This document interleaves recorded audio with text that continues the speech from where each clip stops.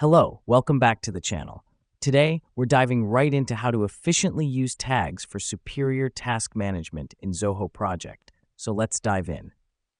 The first step is to log into your Zoho Project account. You've probably done this a million times, but it's essential because we can't do anything without first gaining access to our project data. Next up, navigate to the task where you want to add tags. This is critical because tags are task-specific, meaning they help us organize and identify specific tasks within a project. Once you've selected your task, click on Add Tags in the Task Detail pane. The reason we do this is to create a new tag or choose from the existing ones.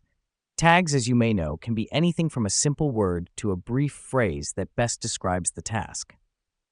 Now that we've done that, let's type in our tag. We can even assign a color to our tag for easy identification. This helps us because, with color-coded tags, we can visually distinguish our tasks at a glance, making task management more efficient. Lastly, hit Enter to save the tag. It's quick and easy, but it's the step that finalizes the tagging process. Without this, our tag won't be saved and our task won't be categorized. Let me explain why this matters. Tags are like labels that you stick onto your tasks. They allow you to group similar tasks, filter them, and even search for them using these tags. So if you've got a ton of tasks and you're feeling overwhelmed, tags can be your lifesaver. Here's what's happening behind the scenes when you use tags. You're essentially creating a more organized workspace. You're not just managing tasks, you're managing them smartly. And that, my friends, is the secret sauce to an efficient project management process.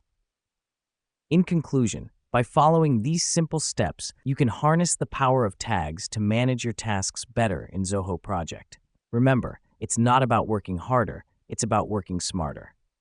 That's it for today. Thank you for tuning in, and remember, stay organized and keep creating.